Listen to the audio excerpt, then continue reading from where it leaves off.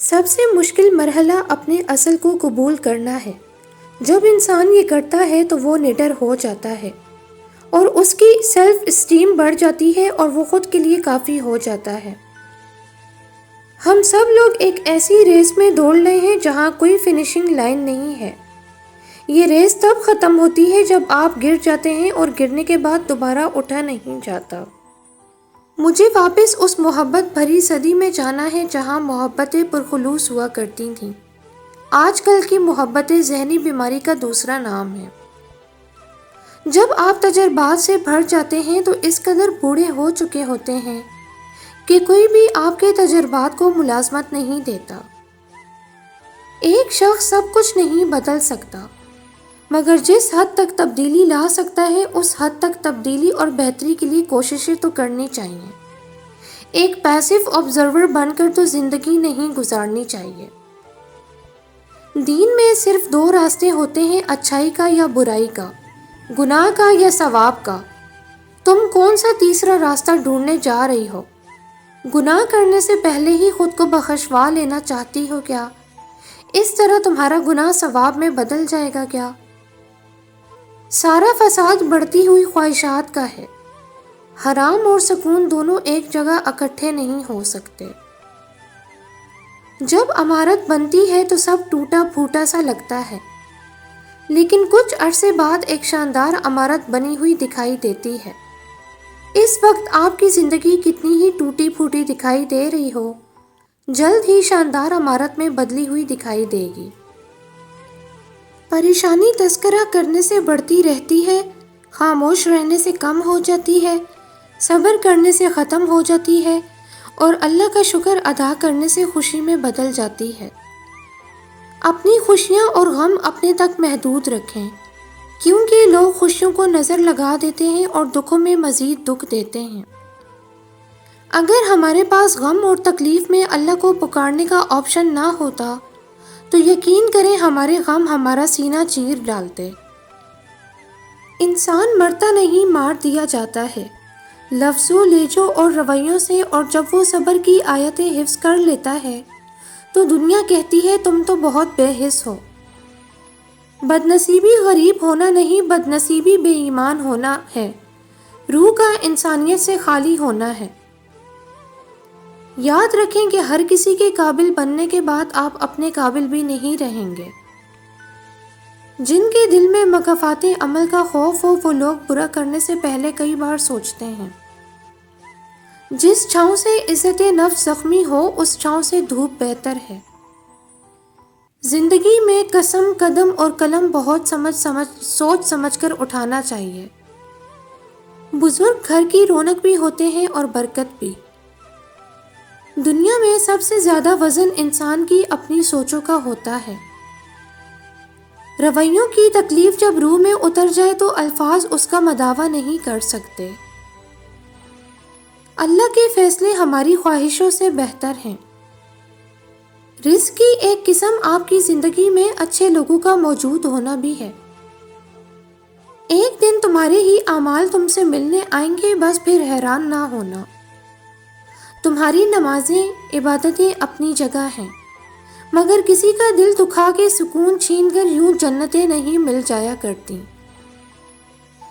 مسئلہ جاہل ہونے سے نہیں ہوتا، مسئلہ تب ہوتا ہے جب آپ پڑھے لکھے جاہل ہوں۔ اچھی زندگی اچھی صورت سے نہیں نیت سے ملتی ہے۔ بلند خیال انسان خاک نشیں ہو پھر بھی عرش نشیں ہے۔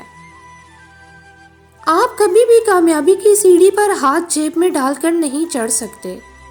کامیابی کی منزل پر پہنچنے کے لیے ہاتھ پاؤں مارنے پڑتے ہیں۔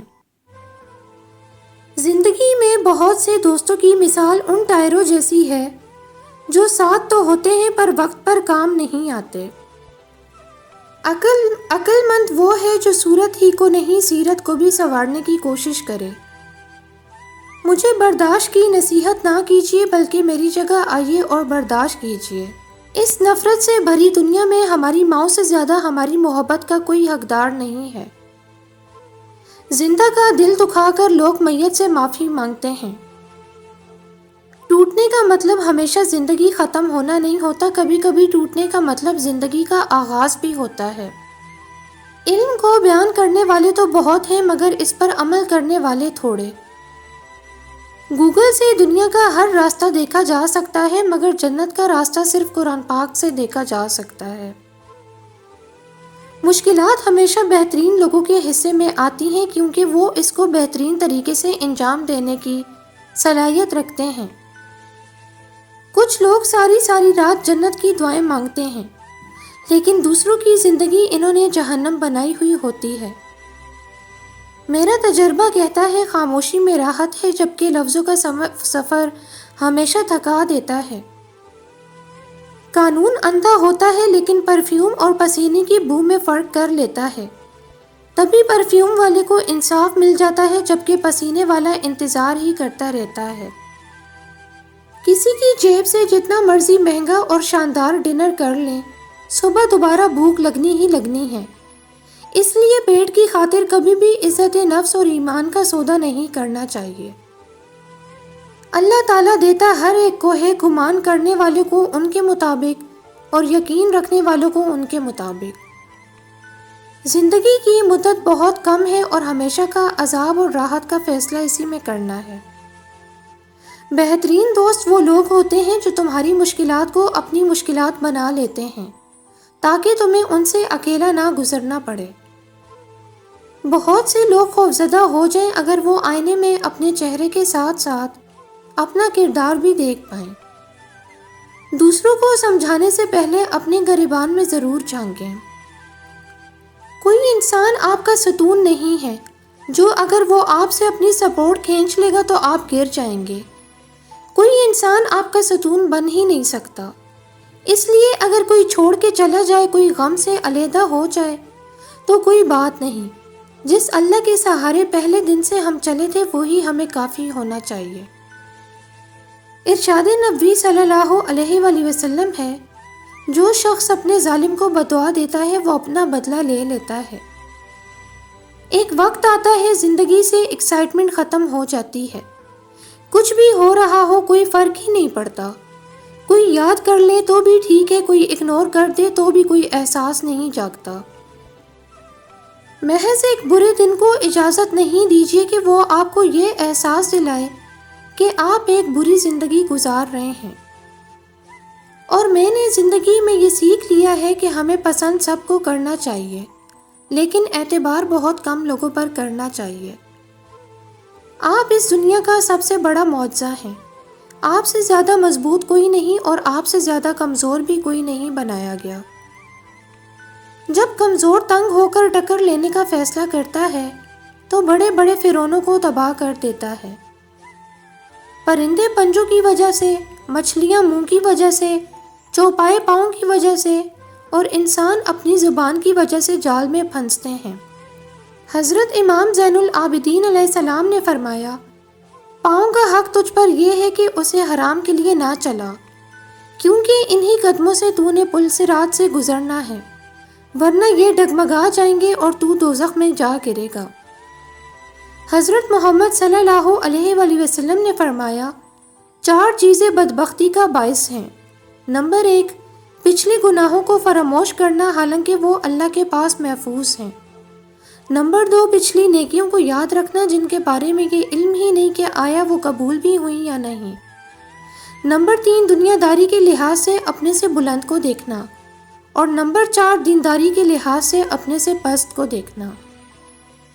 حضرت امیر المومنین امام علی علیہ السلام نے فرمایا، سب سے زیادہ احمق وہ شخص ہے جو دوسروں کی کمینگی اور بدماشی کی صفات کو تو برا سمجھے مگر خود ان پر جمع ہوا ہو۔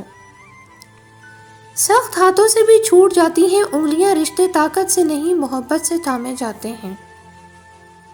اگر آپ کا دوسرا نصف غائب ہے تو اپنے خلا کو عارضی لوگوں سے نہ بھرنا۔